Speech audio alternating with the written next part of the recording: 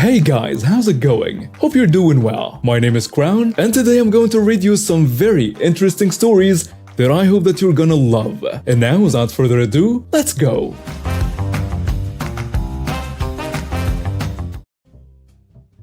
I was a one-man army against school policy in my school. A lot of the policy was harmful towards poorer students. Just did not make sense, and my spectrum brain couldn't handle the stupidity. I was on a thread and recalled the story of a battle between me and one of the bully teachers at school. One time I didn't want to go to school because my shoes had holes in them. My mom let me wear my trainers and sent me with a note. But she had bad handwriting, so they thought I faked it. One of my teachers started quoting the dress code at me and threw away my note when I gave it to them. They brought some manky shoes from Lost and Found and tried to make me wear them.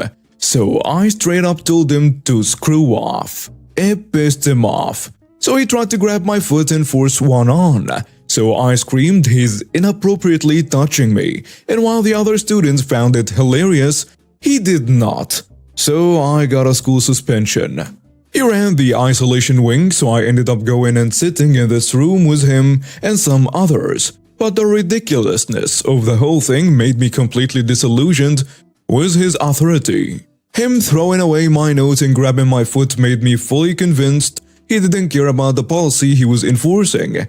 So why should I? Started swinging in my chair and singing loudly, and he told me to stop.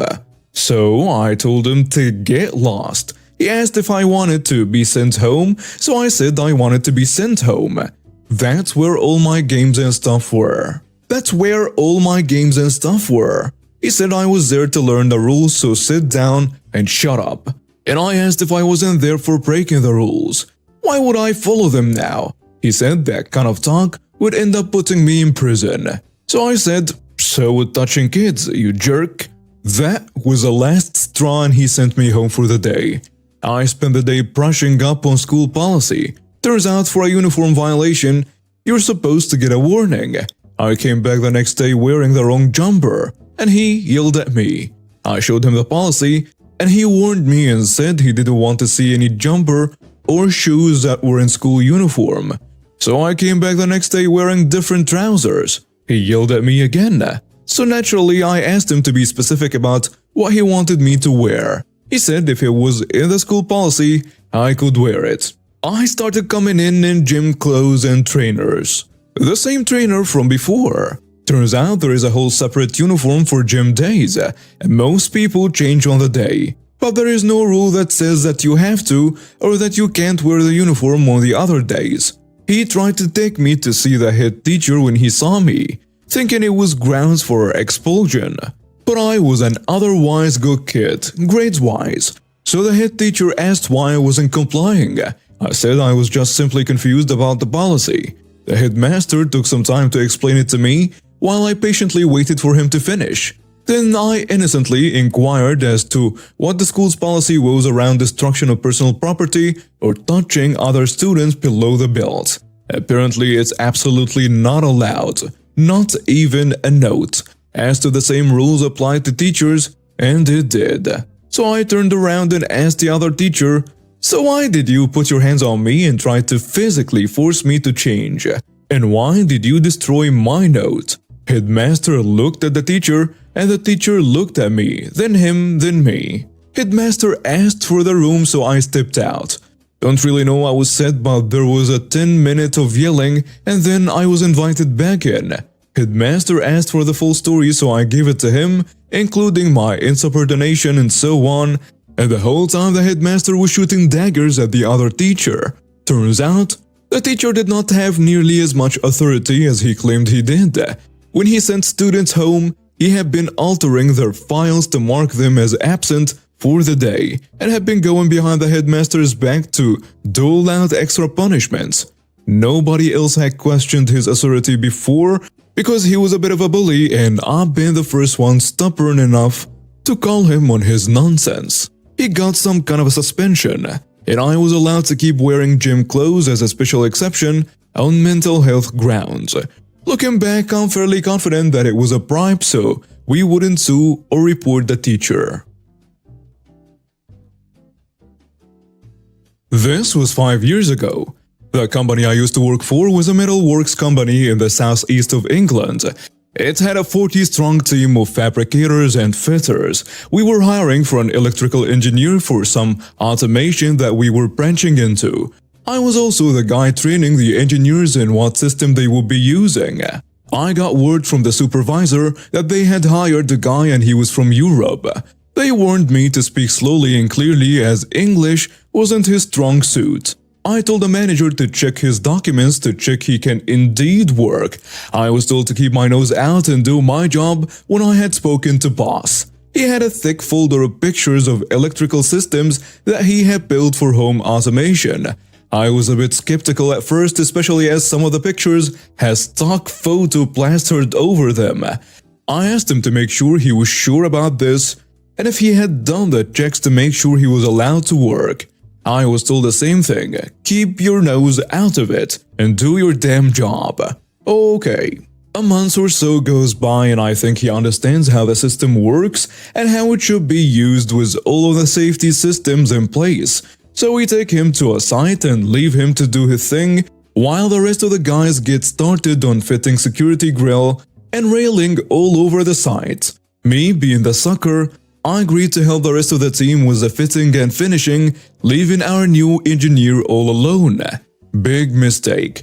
All power on the site cuts off. Generator kicks in and all the lights come on and we discover smoke coming from the room where the fuse board is. An oh no moment has just dawned on everyone. What Gav, the European guy, had decided to do was try and wire in the system to a 3-phase board without checking the board. Standard phase board right next to it. That was the first red flag. This made the situation worse as he somehow blew the entire board up and had to explain to the electrician why he had to install a new board. The second red flag came in the shape of a van filled with immigration officers wanting to speak to Gav about him working when he shouldn't have been. I asked if they had any proof of it being the same guy and indeed, it was. I pulled the boss to one side and told him the immigration officers want to talk to Gav and the boss. I could see the terror in his face and panic in his voice as he said, "Call the new guy in so I can get rid of him fast." I politely reminded him that he should have checked before hiring him. He looked defeated. The immigration officers decide to wait around the corner and just as Gav walks in, the van pulls in and swoops onto the poor guy and slaps him in cuffs. The officers then load him into the van and drive off. A few weeks pass by and the boss thinks he's in the clear.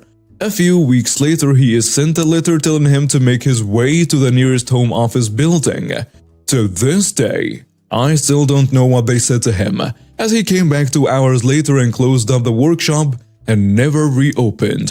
But it turns out, he's still paying a massive fine and couldn't afford to reopen.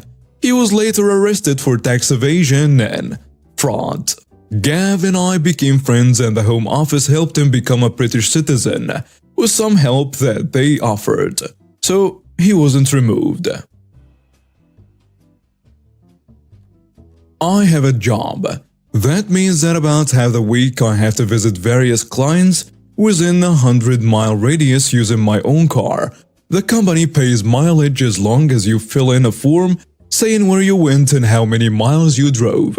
I do this all the time and I like to think I'm sensible with it, so I try to minimize the distance driven. For example, we have 3 clients approximately 90 miles south of work, so if I can I'll group them all together in a day and only drive around 180 miles on a round trip. I also live about 40 miles away from work and have clients near my house.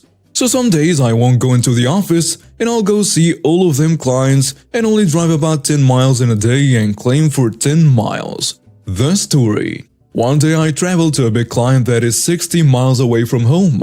I travel straight there, spend the whole day there and travel straight home, as there is no need for us to go into the office every day as long as we're working. I did 120 miles and claimed as such. I put in my form a month later along with a few dozen other trips, thinking nothing of it. Then, I get a call from Compliance Carol, not her real name, that goes something like this. CC, 2 weeks again you visited big client and claimed 120 miles. But there are only 45 miles from the office, so you should have claimed 90. I say, oh yeah. As you can see from the claim, I drove straight from home though, so I had to go further. You can't do that. You have to calculate the distance from the office. Me, having a slow morning. Okay, so I just take the shorter of the two journeys? No, all mileage has to be calculated from the office. It doesn't matter how far it is. She's instantly annoyed at my slowness and gets quite patronizing. You calculate the distance from the office to the client and back again? No exceptions. That is a policy. Okay, got it. So I do that even if the actual journey is shorter? I claim for more miles than I actually did? She sighs and says, calculate all the mileage from the office to the client and back. That is a policy. I don't want to have to check each journey. Just do it the way you've been told. Okay, thanks. Can you put that in an email to me so I don't forget, please? She does, and it mirrors our conversation, tone and all. Plus, she CCs in my manager and very frankly tells him to check my claims aren't wrong anymore. Enter malicious compliance. As the email clearly stated that mileage has to be from the office to the client and back, regardless of the actual journey, it means a few things. All those clients who live near my house, yep, I claim an 80-mile round trip for each of them. I see 3 in a day and only do 10 miles, yep, I claim 240 miles. I see 3 clients 90 miles away. I don't group them. I claim 180 miles for each. I see a client on my way home from work. Normally, I'd only calculate the extra distance since I've got to drive home anyway. Nope. I can end up claiming 60 miles for a few hundred meters diversion. The result, where my normal mileage claim is around 200 to 300 pounds a month, it now shoots up to 700 pounds. I did this tongue-in-cheek and walked the form over to my manager. I'd normally leave it on her desk, but I thought she'd get a laugh out of it and tell me to redo it. She looks down at it. I see her eyes widen at the number. Without saying anything, she opens her emails, reads a snotty email from the compliance Carol, looks at my form and says, "Looks like you followed the rules to the letter." She gives me a smile and signs the form. At the end of the next month, an extra 700 pounds is on my wages and I don't get a call from Carol. The cherry on the cake? Mileage is 45 pence per mile and is supposed to cover fuel, servicing, insurance and depreciation of the car. I drive an old but efficient Ford Fiesta. My business insurance with extra miles is only 150 pounds extra a year.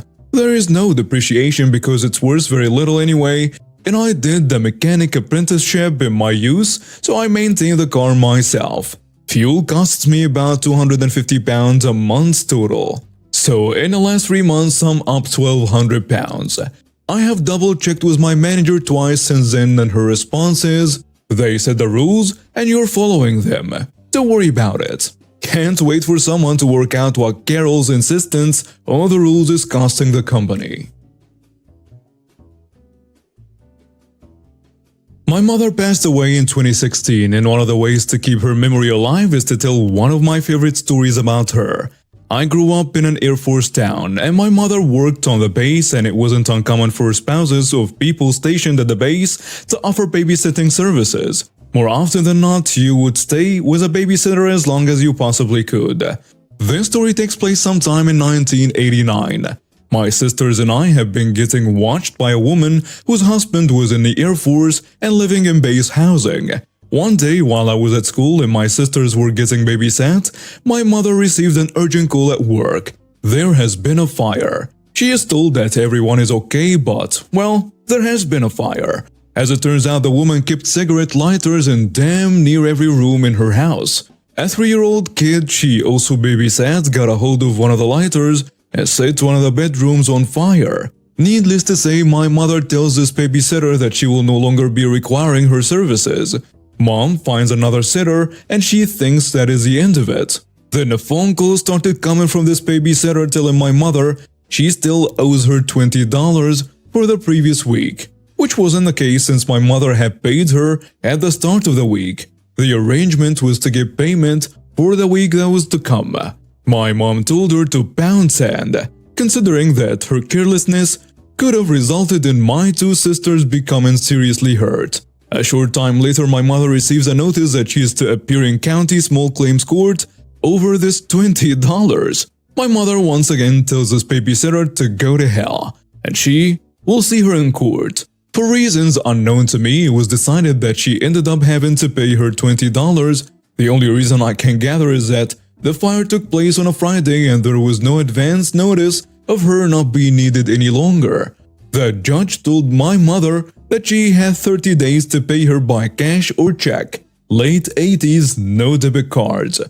And my mother did exactly as she was instructed, by writing this woman 40 checks for 50 cents. I was told later by my mother that she spent what seemed like an hour writing out the checks, one after the other. I then asked her why. Her reply was that both her and the babysitter both had accounts at the same bank, and she knew that you could only cash 5 personal checks a day. It may be the most deviously brilliant thing I have ever seen. And now we have reached the end of today's stories. Thank you for watching and see you next time.